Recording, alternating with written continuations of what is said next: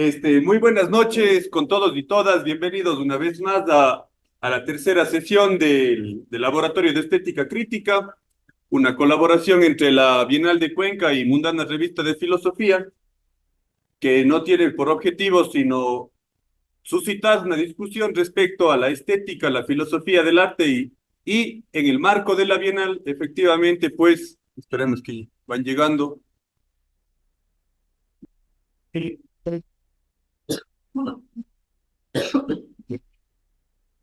Vengan, vengan, bienvenidos, sigan nomás.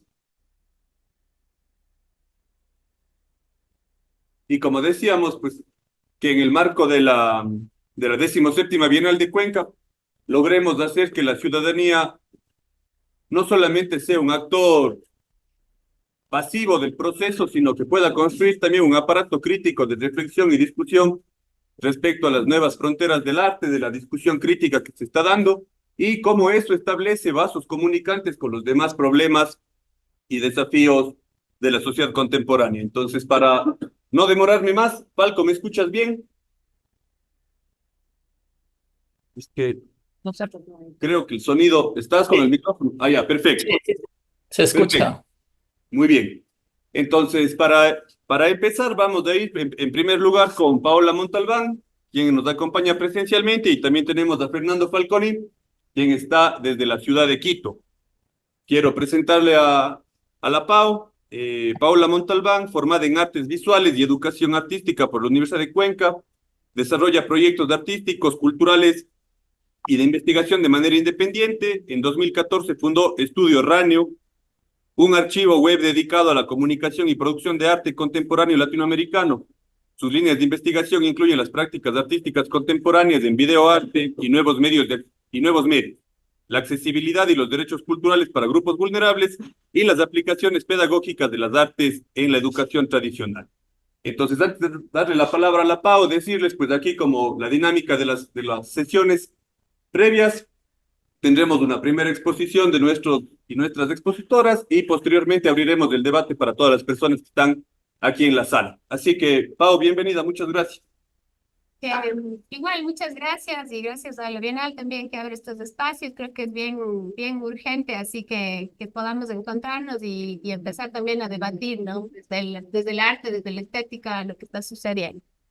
Em, ¿Empiezo ya? Sí, sí, sí, sí. Ya. Entonces, contarles así un poco a manera de anécdota cuando Diego me invita y me dice vamos a hablar sobre el cuerpo en el arte.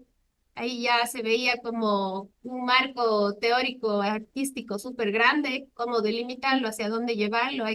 Creo que hay muchos temas en la mesa que hay como para debatir, pero asentándolo un poco en las experiencias, en las últimas experiencias, para mí fue como súper importante enlazar el cuerpo y también el momento histórico y el contexto en el que estamos nosotros ahorita viviendo, ¿no? Y desde ahí empezó como la búsqueda de cuál va a ser el marco por el cual voy a hablar. Para mí ese marco se asentó en el canon. Entonces, tengo así como algunas ideas como muy específicas que quiero decir.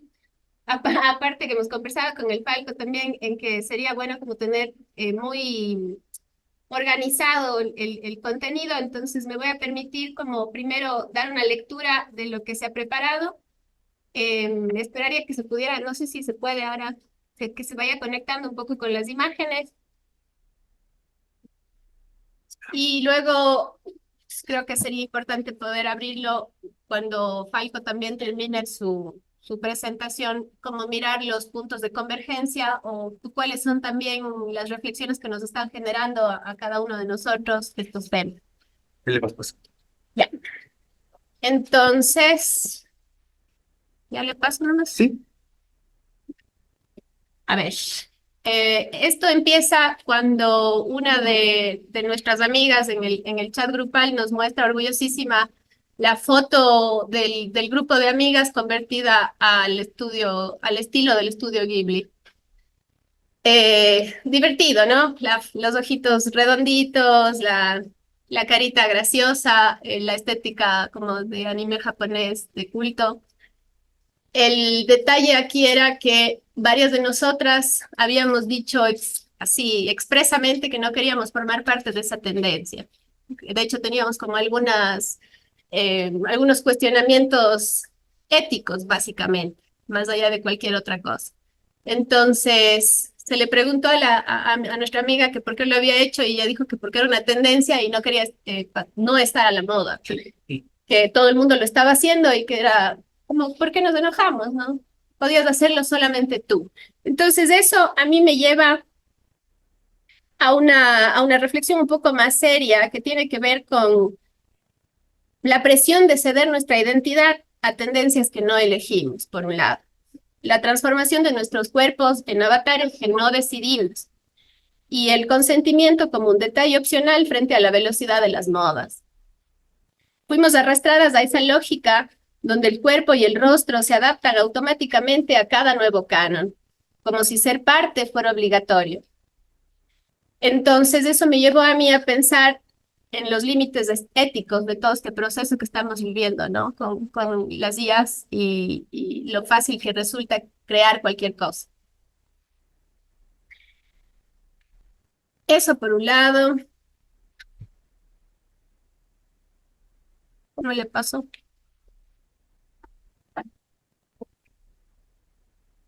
Sí, ya le vi, ya le vi. Así ahí está. Le he puesto a mi participación hoy cambiar de piel. Cambiar de piel como, como un proceso de mutación, cambiar de piel como una evocación poética de transformación, de cambio, de renovación, como hacen las serpientes o como hace nuestra misma piel, ¿no? Un poco por protegernos de los organismos, como un cambio aparentemente sutil, aparentemente necesario para la vida. Y me he puesto a pensar, bueno, ¿qué implicaciones tiene este nuevo cambio? ¿Qué implicaciones tiene aceptar también tácitamente lo que está sucediendo? Y de eso quería hablarles ahora. El primer problema era definir el cuerpo. ¿Qué entendemos por cuerpo? Me acuerdo claramente que la invitación decía representación del cuerpo e implicaciones relacionadas con el poshumanismo, con el género. Entonces, eso ya nos da como un marco súper amplio para entender. Yo puedo teorizar desde el cuerpo biológico, pero bueno, también quiero hacerlo desde lo social, también eso me llevó a mí a como buscar qué es un cuerpo. Entonces, le he puesto ahí como en algunas ideas básicas, como una estructura física, pero también como la manifestación del ser en el mundo, como un territorio del espíritu, como un campo de disputa, como una identidad, como una memoria, como una geografía de cicatrices, como un deseo, o las hormonas, los genes, el microbioma, la herencia, pero también como un prototipo, como una máquina, como un simulacro. Y ahí he empezado a pensar en cuál es el problema de todo esto. El problema es la norma, el que esté normado.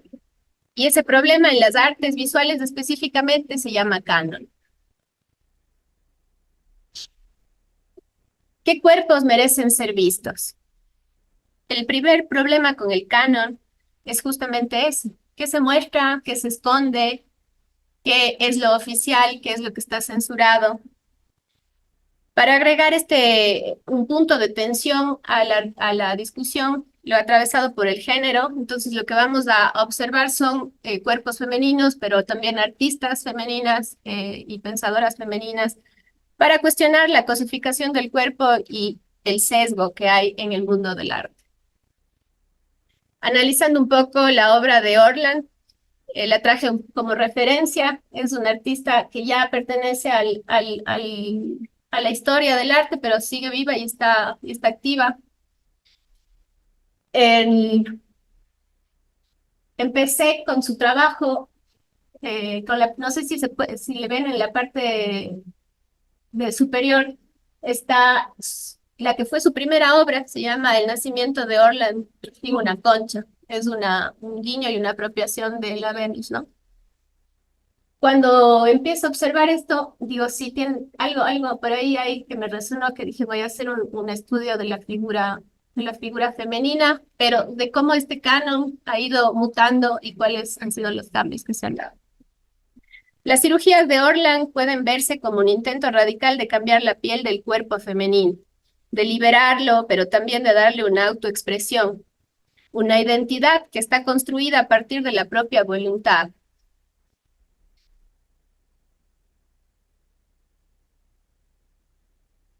Para poder entender cómo es que sucedió esto del canon, empiezo hablando del canon clásico. En nuestra cultura, pues lo clásico se entiende como lo griego. Eh, Esto que estamos viendo aquí tiene una relevancia fundamental a nivel pedagógico en dibujo, en pintura, en escultura, en las artes visuales como tal. Para los artistas esto no es solamente un conjunto de normas a seguir, sino representa una herramienta fundamental para comprender la anatomía, la proporción, la composición. Integrar este conocimiento en el cuerpo de saberes de un artista les permite una base sólida para luego eh, extender, cuestionar, transformar, liberar esa forma. Luego, a nivel estético, creo que es importante resaltar que la importancia del canon no es la importancia, es la tensión que hay sobre el canon, es que limita la representación de la individualidad. Nos da un marco exacto que vamos a ver. Y eso hay que problematizar. También limita la variedad que existe sobre los cuerpos, ¿no? Lo que vemos ahí es un ideal, más no es lo que es.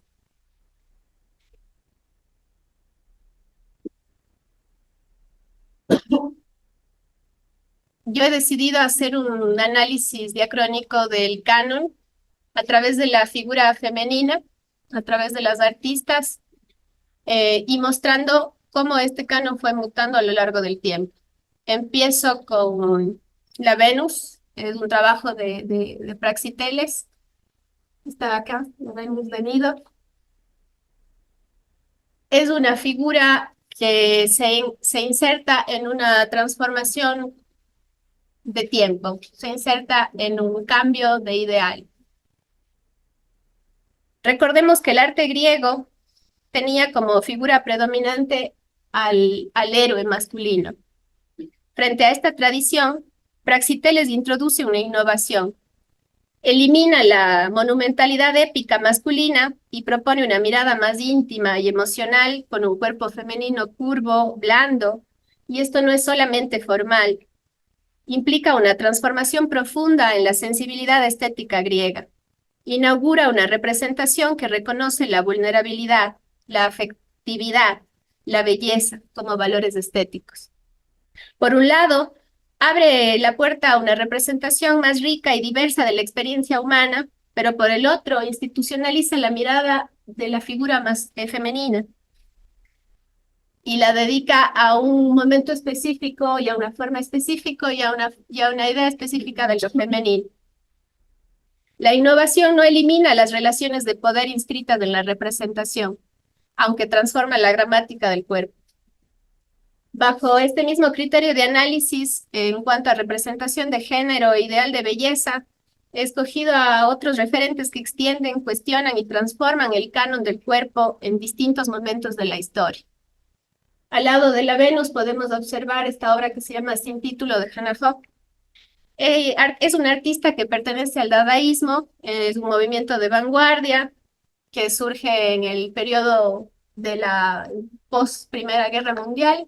Recordemos que en ese momento había como mucho cuestionamiento hacia la estructura burguesa, hacia un modelo de economía. En ese contexto, Hannah fragmenta el cuerpo femenino, lo hace a través del collage.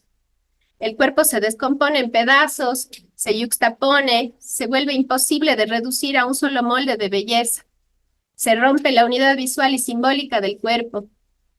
Existe un desmantelamiento del modelo tradicional y eso de alguna manera anticipa los procesos de desfragmentación de la identidad que vamos a vivir ahora en redes sociales, con la construcción de cuerpos que son fragmentados, que están transformados y que no siempre responden a una lógica del yo singular. Luego está la artista Patricia Piccini. Ella es una australiana, nace en 1965, así que la he puesto como referente de nuestra época, de la época contemporánea.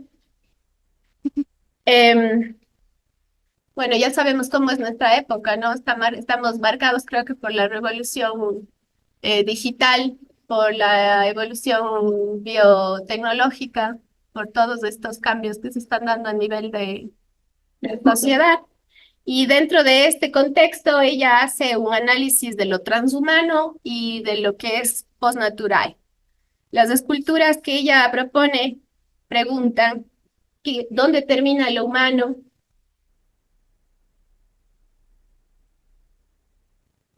Como ustedes pueden ver, los rasgos que tienen ahí son como muy variados entre animal, humano, pero además las esculturas tienen mucho material artificial mezclado con material de pieles, por ejemplo, de pieles de animales. Entonces, ella lo que hace es que nos obliga a replantearnos nuestra relación ética con los otros cuerpos, con las tecnologías, con los otros materiales. ¿Cuál va a ser nuestra relación con la vida en un mundo que sea posbiológico? El canon, en el caso de ella, ya no tiene que ver con qué es bello, sino qué es ético. Y finalmente le traje a Miquela Sousa. Ella tiene 22 años de edad. Eh, Nace en un contexto marcado por la virtualidad y es una influencer virtual. Está creada íntegramente por computadora, es un proyecto que está entre las barreras entre el arte y el marketing. Entonces, Lil Miquel lleva una vida completamente humana en redes sociales, en Instagram y en YouTube. Tiene su propio canal, es artista, DJ, tiene 2 millones de seguidores. Es totalmente real si uno la ve. Entonces, ella nos pregunta, ¿qué es? ¿Qué significa ser real hoy? ¿Qué papel juega la inteligencia artificial en la creación de las subjetividades? El canon se convierte en un producto de consumo tecnológico. La autenticidad ya no es una condición previa para la existencia cultural.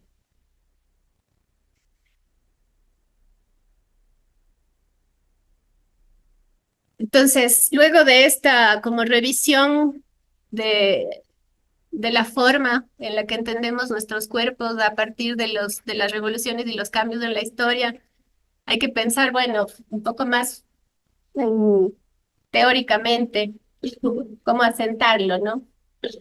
Hacia dónde quiero llegar.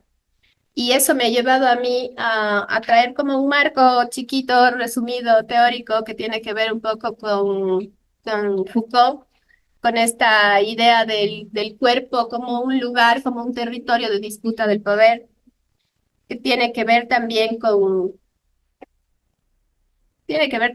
el género, con la performatividad, cómo, cómo construimos, cómo nos construimos ahora desde estos nuevos momentos donde hay una performatividad operante todo el tiempo. Frente a la emergencia de avatares digitales e identidades virtuales, la performatividad se radicaliza. La identidad no solo se construye a través de actos corporales en el espacio físico, sino que también mediante interfaces digitales, prompts, algoritmos. El poshumanismo ofrece una ampliación crítica esencial. El sujeto contemporáneo ya no puede pensarse como un ente autónomo, racional o definido, en oposición a la máquina o al animal, sino como un nodo mutable de relaciones biológicas, tecnológicas y afectivas. Lejos de ser una fascinación tecnológica, es una llamada a reconfigurar la ética y la política en un mundo donde los límites entre naturaleza y artificio ya no son estables. Y entonces entro de lleno a la pregunta de hoy, que es, ¿el canon sigue vivo? ¿Cuál es el canon actual? Es una provocación y es una obviedad. Es obvio que tenemos cánones porque tenemos estándares que cumplir y estéticas súper definidas, pero aquí quiero poner como subrayar un giro histórico que a veces se nos olvida y se nos confunde. Le he puesto así como historia. Había una vez en 1917 un gesto artístico que ganará muchísima notoriedad con el paso del tiempo. Un artista lleva un urinario a la galería y rompe con el canon establecido. Muchos otros artistas experimentarán a partir de esto una libertad infinita que los lleva a palabras parafraseadas las fronteras del lenguaje. Se estructura entonces toda una estética de arte conceptual con pensadores y artistas que basan sus trabajos en provocaciones fundamentadas en el escepticismo o a lo convencional, en romper todas las reglas. Se crea un arte constante, en constante búsqueda de la subversión del lenguaje. Pero en un giro histórico irónico, estos iconoclastas se vuelven el nuevo canon. Se ponen de moda, se van a las ferias, hacen bienales. La última vanguardia del arte moderno se instala en la institución y se vuelve receta. Al parecer, el canon se resiste al olvido. En la vorágine de cosas aparentemente obsoletas, el canon se adapta.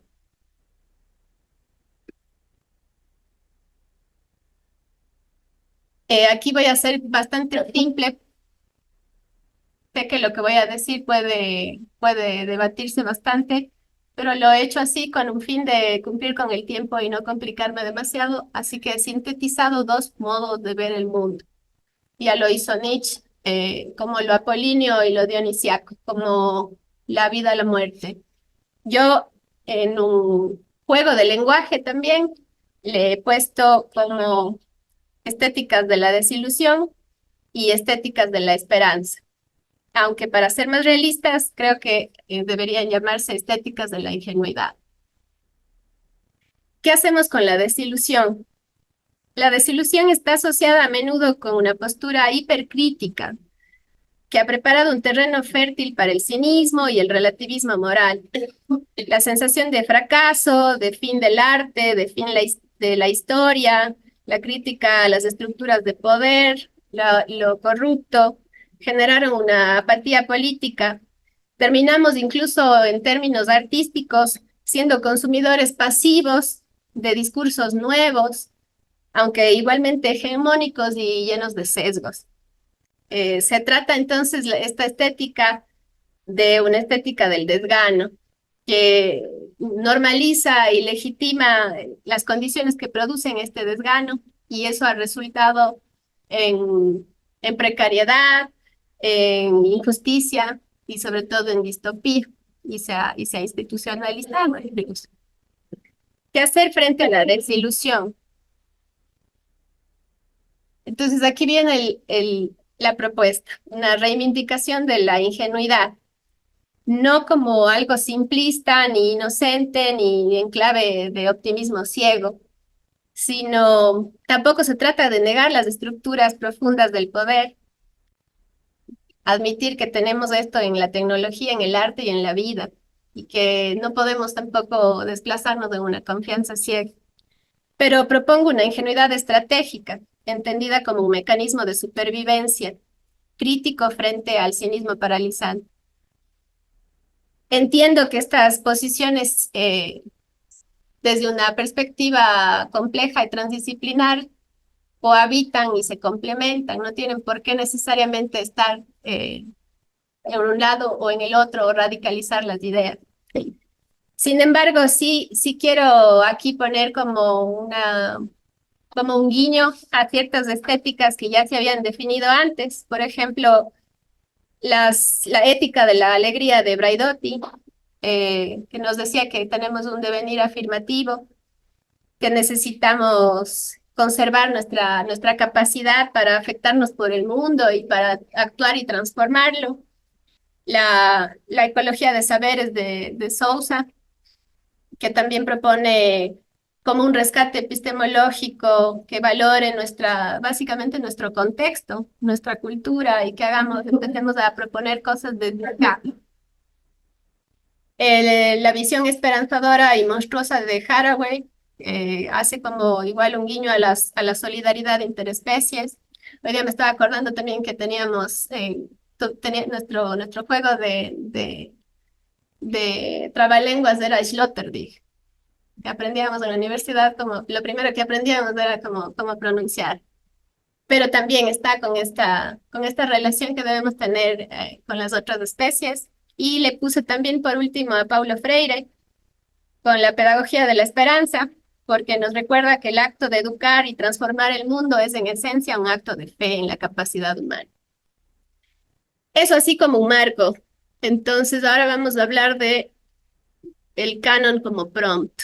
No, sí, el prompt como canon y el cuerpo artificial. Si tuvimos a Praxiteles haciendo su canon de la figura humana y luego hemos visto cómo ha ido mutando, entonces actualmente el nuevo canon es el prompt. Y no es algo nuevo, no es algo de ahora. Entonces lo que he decidido es traer como una referencia, esto es un proyecto de 1996, se llama Mushet. Es una página web que fue creada en su momento con código de programación. Recordemos que en el 96 no teníamos prompts como ahora que usaban textos, sino teníamos HTML, teníamos un montón de otros códigos de programación, Java. En ese contexto, este proyecto se presenta como un artista de 13 años. Dice, me llamo Mushet, vivo en Ámsterdam, soy artista. Sí, porque he oído decir que la única manera de convertirte en artista es decir que lo eres. Es una página que tiene exactamente lo que ustedes ven, una serie de preguntas y respuestas que ella ofrece como su perfil y el botoncito de búscame. Cuando se empieza a interactuar con la página, uno empieza a comprender que se trata de un proyecto artístico y estético porque hay un montón de preguntas como las que les puse para ilustrar el caso sobre la ética, la estética, aparte de crear una identidad falsa. Mushet es una niña real en esta historia, lo pone como un cuestionamiento también a... Es una niña de 13 años que tiene una página web que es muy sugerente en todas sus imágenes y está interactuando con usuarios anónimos, poniendo en tensión todas estas dinámicas que tienen que ver también con la identidad, pero además con el uso y los riesgos que existen en el consumo de Internet. Le puse ahí y cuando pensé en esto, no sé, me llevó un poco a pensar también en en las primeras obras, justo en ese urinario, en las primeras obras de arte conceptual, tenían más o menos como los mismos principios, ¿no? Ambos manejaban códigos específicos que podían entenderlo únicamente cierto grupo de personas.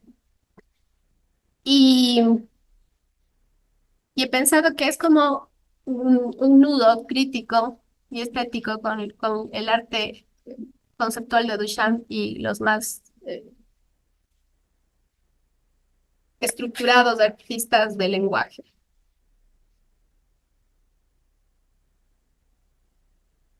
En este caso estoy considerando la tecnología como una herramienta y no como un ente en sí mismo.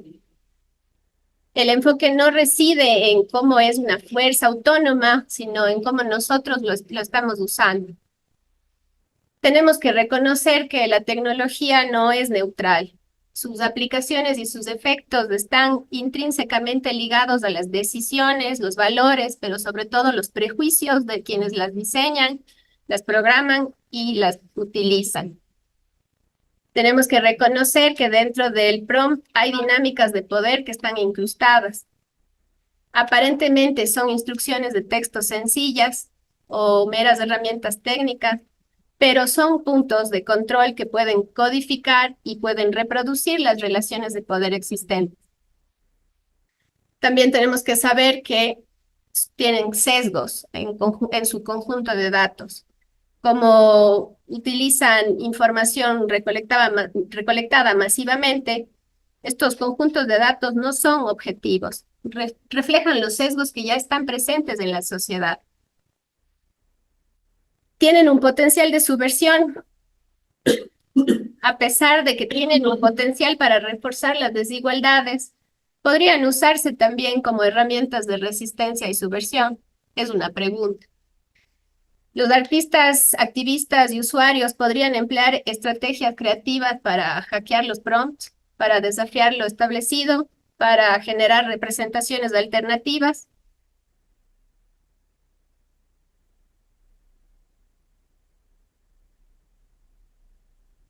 ¿Quién decide lo que se genera? Sin una curación. Ah, me olvidé de decirles algo que estuvo súper chévere en esta revisión. Y es que ya existen categorías de prompts que nos pueden servir un montón a nivel creativo para jugar con el lenguaje, ¿no? Hay prompts que son abstractos, como este que está en la imagen que dice un cuerpo que no sabe si es raíz, frontera o espejo. Le pones eso a la IA y ya probé y depende de la IA la interpretación que lo va a dar. Luego tenemos prompts que son como muy descriptivos, haz esto exactamente y a quienes le interese, pues ya hay ahorita toda una ciencia de la generación de prompts, ya están creciendo hasta maestrías y hay uno que es como más narrativo que nos permite jugar muchísimo. Sin una curación deliberada del prompt, así como una revisión ética de lo que se generará a partir de ese prompt, lo que tenemos es peligrosísimo. Aquí voy a regresar. Estas imágenes que están ahí son el siguiente prompt. Crea una versión actualizada de la Venus de nido de Praxiteles en términos de nuestro contexto contemporáneo. La primera que me dio la IA fue la clásica con esta vestidura ahí que ustedes le ven bastante metálica del momento. Y la segunda fue ya con un poco más de contexto y también ya desde un punto de vista crítico. No quiero la Venus griega, quiero una Venus actual y para mí lo actual tiene que ver con las minorías. Es 1000% una posición estética y política. Entonces, sin esta curación deliberada, vamos a tener lo que pasó con el caso Ghibli, un montón de gente usando acríticamente y por moda una tecnología que podría usarse de otra manera. El tema es cómo usar y banalizar todo lo que tenemos o empezar a usarlo críticamente y generar otros diálogos. Entonces, creo que debemos desarrollar estrategias para identificar, corregir y prevenir los sesgos, promoviendo diversidades, promoviendo autoría y propiedad intelectual, respetando los derechos del autor o empezando a pensar en ellos al menos, porque hacerlo implica que vamos a poder también cuestionar todas las otras lógicas de poder que están inherentes en el campo del arte y que nos han dado como sector también precarización. Le pregunté a la IA, así tal cual, ¿cómo podría usarte como herramienta para subvertir las lógicas de, de representación dominantes? Y me dijo, podríamos reimaginar narrativas coloniales a través de la lente de epistemologías del sur, usando la IA como una herramienta para la contranarrativa visual. Es la propuesta, ya se está convirtiendo en artista conceptual. Sí. Bueno, entonces me puse a revisar también un poco qué está pasando en el mundo de las artes. Vi, por ejemplo, que en las ferias de arte contemporáneo en España, la mayoría de las ferias han tenido como un auge muy grande con la pintura, con la cerámica. Vi acá también exposiciones que están como muy en la sintonía con la pintura, con el arte un poco más manual. Entonces eso me llevó como al punto ingenuo de la esperanza de decir, bueno, todavía hay mucho que hacer. Frente a un mundo digitalizado y totalmente artificial, hoy existe un resurgimiento del oficio. Se ha visto un retorno a lo manual y a la preferencia de la inteligencia artesanal. Así, creo que aunque el nuevo canon dictamine ciertas lógicas, todavía en el arte nos encontramos en un terreno de lo humano y todavía nos queda mucho por hacer. Entonces, ya para ir cerrando, aquí era la inteligencia de la inteligencia. Eso también como tener súper claro que no hay pues tal inteligencia, ¿no? La IA está programada para responder, ¿no? Para detectar si lo que está diciendo es correcto necesariamente. ¿Qué propongo? La inteligencia humana como base de la resistencia. Y al final, ¿qué nos queda? Nos queda el deseo de cambiar la piel. Sabemos que esto ha impulsado rupturas artísticas radicales. Sin embargo, en esta era de transformaciones tecnológicas sin precedentes, donde la inteligencia artificial desafía los límites de la creatividad, propongo la última premisa: seamos más humanos. En un mundo que tiende a la automatización, debemos recuperar la sabiduría que se encarna en la destreza manual, la sensibilidad, la percepción, el esfuerzo por establecer ideas propias y la capacidad de adaptación. Es en el terreno de lo humano donde reside nuestra fuerza.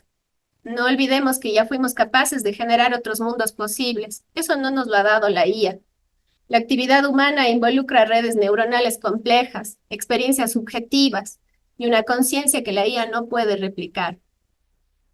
Hemos sabido detectar siempre las estructuras de poder y la manipulación. Tuvimos un pensamiento crítico y creativo que ya fue capaz, antes de Internet, de conectar ideas, emociones, experiencias y narrativas y crear símbolos que nos han acompañado en la vida. La destreza manual no es solo la habilidad motora, sino la expresión de una intencionalidad personal, filtrada por una experiencia vital.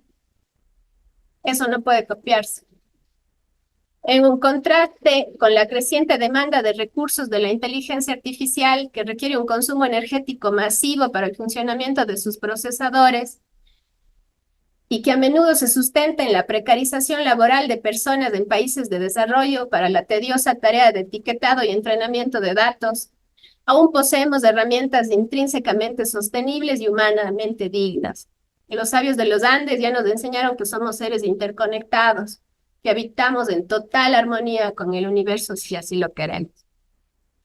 Nos queda el desafío de adaptarnos creativamente a estos cambios, a trascender las ilusiones de las distopías y a tejer los hilos de la realidad con los hilos de la memoria colectiva, experimentando el mundo con la materialidad del cuerpo y las relaciones humanas, pero más allá de eso, accionando desde lo humano. El arte en su esencia sigue siendo un dominio de lo humano. Seremos dignos de nuestro tiempo, seremos capaces de accionar de manera afectiva, crítica y creativa. Sonido, probando.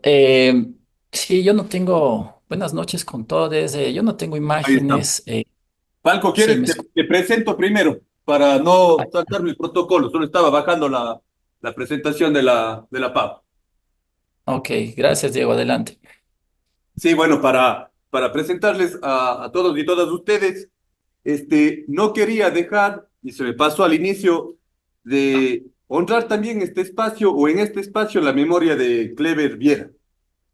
Falleció el día de ayer y es una de las personas que creo que han estado reflexionando y actuando precisamente con el tema que hoy nos convoca, y siempre pues es importante honrar la memoria y tal vez la muerte como un elemento que nos pone en la sensibilidad de esas personas que dejaron huellas en la vida y en el pensamiento. Bueno, sin más preámbulos, pues por supuesto quiero presentarles a Fernando Falconi, conocido como Falco. Él es artista transdisciplinar, docente universitario y activista, es candidato a doctor, artivista, perdón, candidato a doctor en artes de la Universidad de Guanajuato, México. Tiene reconocimientos y selecciones nacionales e internacionales en arte contemporáneo, artes visuales, performance, arte en acción, arte en la esfera pública, arte contextual, arte y comunidad y arte relacional. Ha expuesto en Ecuador, Colombia, Chile, Argentina, México, Brasil, España, Italia y Estados Unidos. y por 2 décadas ha sido coordinador de diversos proyectos y plataformas artísticas nacionales e internacionales. Entonces, ahora sí, Falco presentado, pues bienvenido y muchas gracias por estar aquí en el Laboratorio de Estética Crítica. Ya, muchas gracias, Diego, en primer lugar por tu invitación, y a Mundana y también a Hernán y a la Bienal de Cuenca por este espacio y también qué gusto compartirlo con Paola, que nos conocemos un buen tiempo y qué gusto verle también con con sus reflexiones. Me ganaste, Diego, porque, bueno, buenas noches con todos. Me ganaste, Diego, porque justo yo quería dedicar esta ponencia a Clever Viera, que sabemos es un pionero y es un referente de la danza contemporánea en el país. Ha sido una de esas personas que toda su vida se ha dedicado a eso, que también ha tenido que vivir en la precariedad, no ha tenido los suficientes apoyos del Estado ni de las instituciones culturales y artísticas. Bueno, va dedicado a él porque justamente también yo creo que ha hecho poesía en movimiento y muchas generaciones le deben mucho a él como maestro y pedagogo. Bueno, cuando tuve la invitación, yo digo, yo asumí, bueno, es por mi práctica de la performance, que entiendo que muchos y muchas acá sabrán que es parte de mi trayectoria.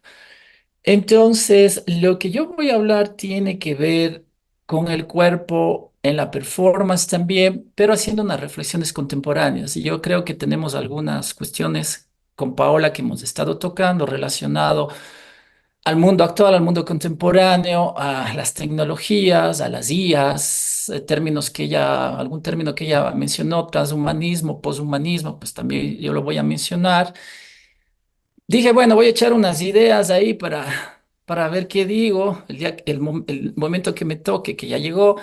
Y este echar ideas se convirtió en escribir, así que pido disculpas porque voy a leer a la final. No tengo imágenes, espero que no se les haga muy pesado. Performance artística, cuerpo humano, cuerpo artificial en tiempos de las IAs. Ese es un nombre tentativo que cuando acabe puede que sea otro nombre. Entiendo que acá hay un buen número de gente de las artes, pero también de la filosofía. Eso me lleva a recordar una frase de Arthur Danto, filósofo y crítico de arte, incluida en su ensayo El final del arte de los años 90. En los años 90 no solo pensaban que ya se va a acabar el mundo, que ya el virus que va a acabar con la programación de las computadoras, sino personas como Danto estaba pensando, bueno, ¿será que ya el arte llegó a su fin? En ese trabajo, Danto argumentaba que a través de las vanguardias, el arte conceptual y el arte contemporáneo, el arte en la historia ha llegado a un punto en el que ha alcanzado una conciencia de sí mismo. Por ello, afirma que ya no se sabe si el arte es filosofía en acción o la filosofía arte en pensamiento. Ahora, antes de continuar y para aquellos que no estén tan familiarizados con lo que es una performance en el arte, puedo intentar resumirlo, muy difícil, pero por el tiempo, diciendo que es una acción con intenciones artísticas, más logros creativos y estéticos donde el cuerpo del artista o performero o performera es el protagonista, el cuerpo y la acción. Pero performance no es teatro, ni danza, ni un deporte extremo, ni ocurrencias de gente rara que le gusta desnudarse o romper cosas en público. La, perf- la performance, más que una actuación o simulacro, se trata de una vivencia, de algo real. Su finalidad, más que representar, es ser. Por ello, mucho de lo que son las prácticas performáticas abordan la exploración de los límites del artista, pero no solo de los límites físicos, del cuerpo, sino también límites mentales, emocionales, psicológicos e incluso sociales y morales. La performance también como un dispositivo de autorreflexión, de autoconocimiento y de la exploración de nuestros propios límites en todos estos sentidos que he nombrado. Y claro, como cualquier arte, estas prácticas son dirigidas tanto a ese otro llamado espectador como al mundo del arte y a la sociedad en general. Hoy quiero hablar de algo relacionado con mi práctica performática mantenida por más de 2 décadas y de algunas reflexiones en torno al arte de acción. Se le dice arte de acción, así cuando leía estaba escrito, aunque en verdad a mí me gusta llamarlo más arte en acción. Como se decía en mi presentación, además de artista, soy profesor universitario. Uno de los actuales y urgentes debates que estamos teniendo con mis alumnos es si las inteligencias artificiales nos van a dejar sin trabajo. Si de por sí ya es duro vivir del arte, imagínense ahora. De hecho, las IA ya están desplazando a diseñadores, ilustradores y artistas de la imagen, sea esta visual, audiovisual o fotográfica. Y es que simplemente están y estarán cada vez más en nuestras vidas y su desarrollo es progresivo, vertiginoso. A mí me da vértigo todos los días abrir redes y encontrar a la semana siguiente algo diferente o al siguiente día. Es decir, ya no es solo cosa de herramientas que las usan clientes o empresas para agilizar y abaratar costos de producción de imágenes, con una solvencia y sofisticación de estilos y formas muy desarrollada, sino que, lo sabemos, diariamente cualquier persona las usa para explorar y explotar sus subjetividades, creatividades e imaginarios, así como sus necesidades y deseos estéticos.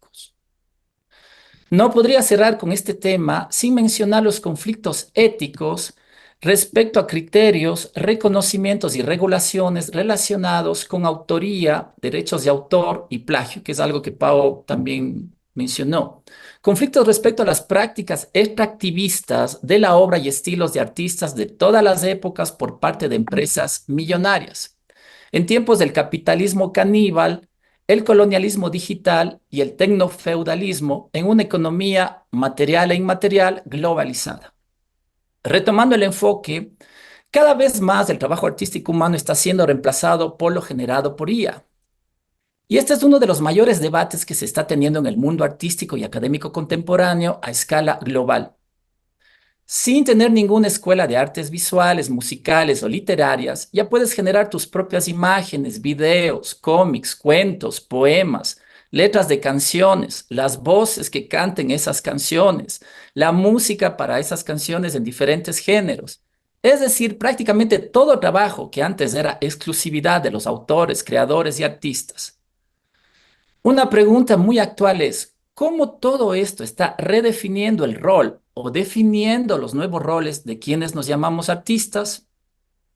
Habría que reflexionar si paralelamente a esta capacidad potencialmente infinita de las IAs para generar imágenes digitales y estéticas, no estaremos por entrar a un renacimiento analógico táctil, a una neo-era de revalorización de lo manual, de lo hecho a mano, de la impronta humana, matérica y técnica que tienen las artes plásticas como la pintura, el dibujo, la escultura, el grabado, y las artesanías, desde su estatuto también singular, objetual y de manufacturación. Pero quiero ahora direccionar mi intervención hacia las artes del cuerpo, como la performance, práctica que da para un análisis propio. Y continúo. Quizá uno de los últimos bastiones que ocuparán las IAs en el arte será el de la performance, dado que las IAs no hacen performance, obviamente porque no tienen un cuerpo humano. Carecen de una corporalidad, psiquis y emotividad humana que les habilite estas puestas en escena en espacios reales. No estamos hablando de lo digital o virtual, los espacios reales, el cuerpo humano real, aquí y el ahora. El artista está presente. Mas sabemos también que los cuerpos humanos están siendo resignificados por lo cibernético, por lo biónico, por lo poshumano. Y que los cuerpos robóticos cada vez irán ocupando más espacios y actividades en las sociedades. Por ejemplo, y ahora mismo, para tareas de alto riesgo o peligrosidad, en las cuales se evita exponer las vidas e integridades humanas. O para trabajos que demandan gran fuerza y resistencia, no solo física, sino psicológica y emocional. Es decir, cada vez se están desarrollando más los cuerpos artificiales que serán animados por las inteligencias artificiales, mismos que las recibirán como su conciencia, los cuerpos a las inteligencias artificiales. Y a esta meta, en algún momento va a haber una meta inteligencia artificial, a esa meta inteligencia artificial, a ese metasistema que interconectará a todo lo humano y no humano, a toda la futura e ilimitada red conectiva que trascienda lo humano, posiblemente esos cuerpos artificiales lo recibirán como su ánimo. Ya existen robots de apariencia humana pintando cuadros. No sé si han visto, hay unos videos, o sea, hay robots ya pintando cuadros, pero robots con una anatomía, una fisionomía muy humana.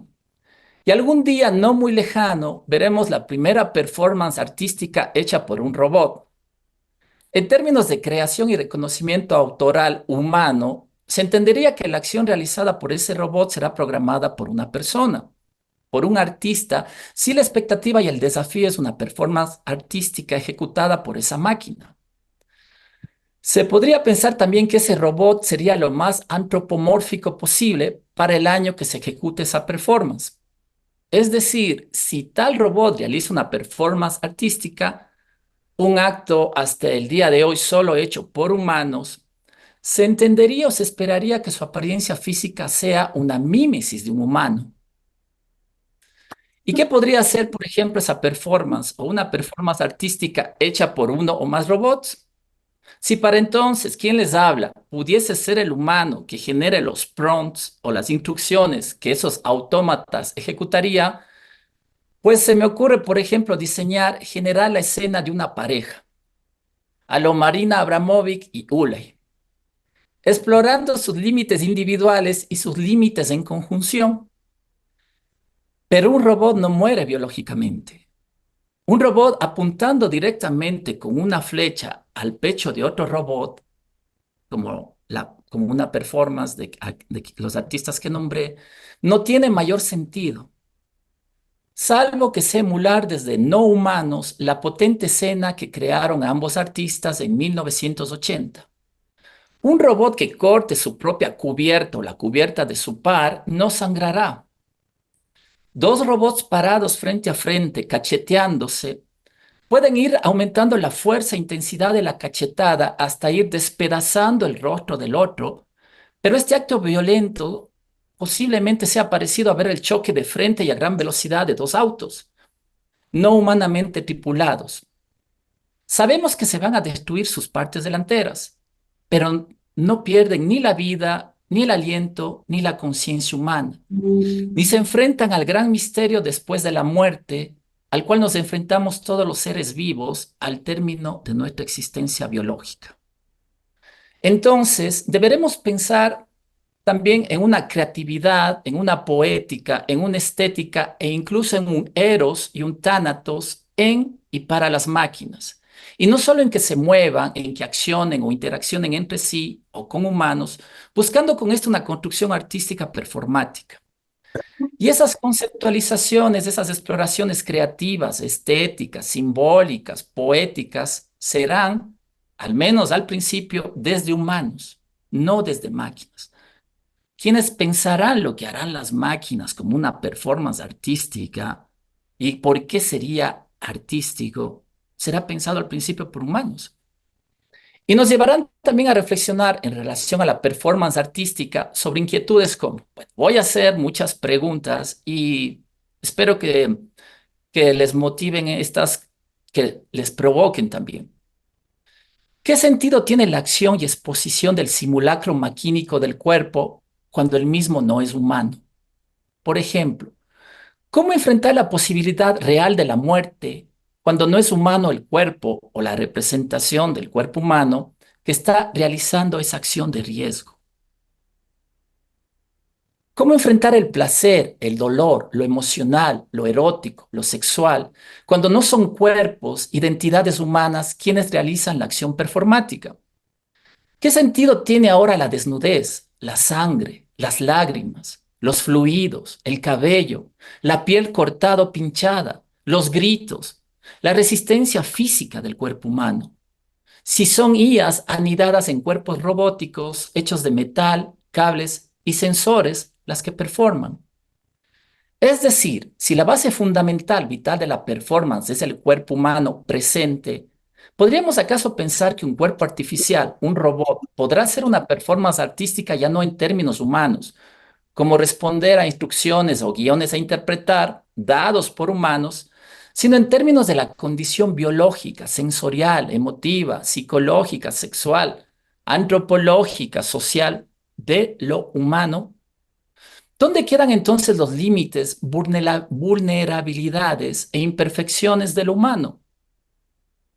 Pero también su grandeza, fuerza, resistencia y resiliencia. Su trascender el cuerpo, la carne, el dolor, el miedo, la fatiga, los prejuicios, la moral, la sociedad, las mismas artes, desde lo humano. Desde lo humano, demasiado humano, como diría Nietzsche. ¿Será entonces que, si hablamos de lo post y transhumano, con el advenimiento de las IAs animando cuerpos artificiales, cuerpos robóticos, podríamos hablar asimismo de un post o trans performance artístico? Uno que ya no necesite del cuerpo humano, uno ejecutado por robots. Lo llamemos como lo llamemos, eso va a pasar. Y quizá en unos años, así como se organizan festivales de performance humanos, se organizarán encuentros de performance no humanos, donde serán los cuerpos robóticos los protagonistas de estas acciones. Creo que eso es predecible. Lo que no es predecible es el día que, cuando las máquinas alcancen su autonomía respecto a los humanos, se generen unas prácticas artísticas o algo similar a las prácticas artísticas humanas desde las IA y la CEA, sea los cuerpos artificiales, mismos que llegarán a integrarse de una manera orgánica y autosostenible. Me pregunto entonces sobre qué pasará el día que las IAs empiecen a generar su propio arte de manera autónoma. Es decir, que alcancen un grado de conciencia propia en que los contenidos generados sean independientes de la conciencia, inteligencia, órdenes y deseos humanos, incluso de los límites humanos. Y aquí la pregunta, ¿puede haber arte sin la conciencia humana? ¿O más allá de ella? ¿Puede haber arte exclusivamente desde la conciencia artificial? Estas, claro, son preguntas ya no solo desde el territorio de la producción artística, cultural y estética humana, sino desde las arenas filosóficas. Alguien puede decir que, al ser la conciencia e inteligencia humana el génesis de la inteligencia artificial y por ende de la conciencia artificial, las máquinas siempre responderán algorítmicamente a esos modelos y patrones como lo están haciendo ahora mismo. Es decir, que son la mímesis potencial y progresiva de lo humano, algo post y transhumano, que va hacia lo metahumano. Pero ¿será siempre así? ¿Y hasta qué punto necesitamos de un cuerpo para ser humanos? ¿Hasta qué punto necesitamos de la experiencia de lo sensible a través de nuestros sentidos? Necesitamos de carne, sangre, sudor, lágrimas, emociones desde el cuerpo y con el cuerpo.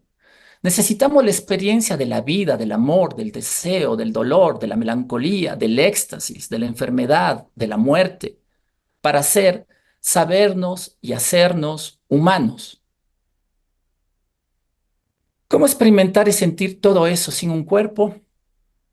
¿Cuánto a su vez necesita el arte de un cuerpo humano, no como representación o para representarlo, sino para vivirlo, sentirlo y producirlo? ¿Puede haber arte sin la experiencia de lo sensible y estético que nos da el cuerpo humano? ¿Podrán las inteligencias y conciencias artificiales no solo hacer arte de una manera autónoma, sin la intervención e instrucción de humanos, sino apreciar y consumir eso que llamamos arte sin un cuerpo humano? ¿Puede conmoverse lo humano y lo maquínico ante el arte sin un cuerpo humano? ¿O estaremos también entrando a una era del post-arte o trans-arte en el que no es necesaria la participación directa de la conciencia, la psiquis, la inteligencia y el cuerpo humanos para hacer arte?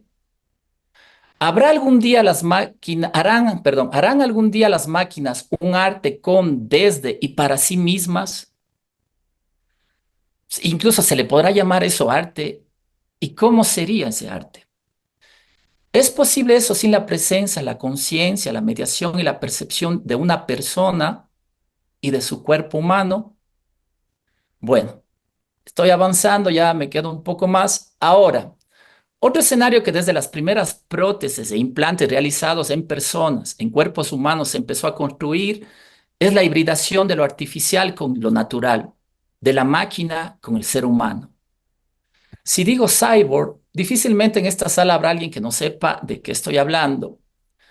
que se trata de una criatura compuesta de elementos orgánicos y dispositivos cibernéticos, generalmente con la intención de mejorar las capacidades de la parte orgánica mediante el uso de la tecnología. Es un término acuñado en la década de los 60, pero en este siglo se está desarrollando la hibridación y el tejido no solo de lo físico y orgánico, sino de la inteligencia humana y artificial. Esto, obviamente, resignifica y redimensiona las posibilidades y capacidades humanas, las amplifica exponencialmente y volvemos entonces a los territorios del trans y poshumanismo, que también plantea que el ser humano es una máquina obsoleta que no solo puede ser mejorada, sino que debe ser mejorada, actualizada, perfeccionada mediante los avances de la ciencia y la tecnología. Aquí entran también la biotecnología y biogenética, y por ende los conflictos bioéticos relacionados con las mismas, pero también conflictos sociales, políticos y estéticos. Y claro, como en todo, conflictos de lucha de clases. ¿Quién actualiza o perfecciona a quién? ¿Qué criterios de perfeccionamiento y actualización se están manejando y desde qué lugares de enunciación o desde dónde se están construyendo? ¿Quiénes tienen el poder de decidir qué es perfecto, bueno, bello, verdadero, productivo, actualizable, necesitable, deseable? Y de ejercer biopoderes, bioéticas, biopolíticas y bioestéticas sobre los demás. ¿Quiénes podrán tener acceso a los privilegios y beneficios de lo transhumano, de lo transgenético, de lo transcuerpo y transinteligencia humana, de los cyborgs? ¿Y a qué costos? Según Luciano Floridi, que es un pensador respecto a las éticas de las IAs, el verdadero desafío no viene dado por las innovaciones tecnológicas, sino por la gobernanza de lo digital y de los beneficios de la tecnología. Bueno, y con esto ya voy a ir cerrando. Ahora, más allá de las brechas sociales, culturales, políticas y económicas que inevitablemente implica la presencia de las IAs en nuestras vidas, de lo transhumano y de la colonización tecnológica, la humanidad ha arrancado un camino que de manera vertiginosa nos está definiendo como humanidad, que cuestiona y desafía nuestras conciencias, inteligencias, cuerpos y capacidades humanas. Y quizá una parte fundamental del futuro no sea el antagonismo entre cuerpo y mente, entre naturaleza y cultura, entre realidad y representación, entre lo humano y lo artificial, entre la carne y la máquina. Más allá de la ciencia ficción y la cultura del entretenimiento que ha especulado, sobre todo de manera distópica, con escenarios de guerra entre inteligencias humanas y artificiales, entre ejércitos humanos y ejércitos de robots que luchan a muerte por controlar el mundo, justamente, y pensando más del lado de la utopía que de la distopía, los acuerdos posibles, las zonas libres de guerra, serían, por ejemplo, la hibridación, la fusión, incluso no solo física, sino metafísica y ontológica entre bandos. La complementariedad entre los senderos bifurcados de Borges, sí, pero para reencontrarse consigo mismos, abrazarse y seguirse tejiendo en nuevos jardines evolutivos. Repito, esta es una mirada utópica. Y quizás el cyborg, el cuerpo híbrido e hibridado, sea síntoma y metáfora de las hibridaciones, actualizaciones y evoluciones venideras, en términos ya no solo físicos, sino de inteligencias y conciencias, en términos de trascendencia como especie en permanente cambio, desde los metacuerpos, las metainteligencias y las metasconciencias. Bueno, como para terminar un lunes con hartas preocupaciones. Bueno, primero, Pao, Falco, muchísimas gracias por sus exposiciones. Creo que además de la profundidad han abordado temas que trazan estas intersecciones entre lo artístico y lo filosófico y que es el objetivo de este laboratorio. Pues no me gusta hacer resúmenes porque ya el resumen ya presentaron todo y ustedes escucharon, así que tal vez quedarme con este conflicto de temperaturas, ¿no? Mientras peleamos por enfriar máquinas, también nos preocupamos por calentar los cuerpos y tal vez eso es lo importante del arte. Decían hace tiempos que la humanidad que creyó que la inteligencia era su cualidad más suprema, incluso la divina, es la primera que se ha puesto en conflicto con las inteligencias de carbono. Y ahora ya no solamente, por lo que la Pau y el Falco nos han explicado, nos han contado, hemos conversado, no solamente dan cuenta de que es la inteligencia la que está puesta en disputa, sino también ya la creación de lo sublime, este espacio de lo sensible, de lo que era humano, un poquito más alejado de lo racional. Pero bueno, son los desafíos que tenemos y sobre todo, pues que este espacio pueda suscitar la discusión y sobre todo congregarnos. Tal vez es un espacio que más allá de encontrar la respuesta precisa, sí nos da una pauta de lo que humanamente sigue siendo parte nuestra, que es la posibilidad de juntar las pieles para juntar las ideas, que sí es muy diferente tener esta conversación en vivo, en directo, incluso mediadas, como por ejemplo con el Falco en vivo, pero teniendo un auditorio con gente chupando frío en una terraza que viéndola solo por Facebook. Pero bueno, algunas de esas cuestiones. Decirles pues que al final de este proceso de laboratorio de estética crítica, lo que esperamos es que sus reflexiones puedan quedar plasmadas en la revista final que se va a publicar en noviembre, vayan construyendo ya sus ideas, vayan haciéndolo, porque lo importante es que quede eso, que las personas que están aquí no solamente vengamos a estar discutiendo, sino que también podamos plasmar, lo que podamos plasmar, lo que salga. Tal vez es una forma de disputar también la memoria de lo que vamos haciendo. Así que, sin nada más y ya en honor al tiempo y a todos ustedes agradeciéndoles por supuesto por participar, a Paola, a Falco por estas exposiciones y decirles que el próximo 26 de mayo tenemos la cuarta sesión. Igual esperamos que sea así de interesante y así de reflexiva. Así que muchísimas gracias a la Bienal y a todos ustedes por haber participado.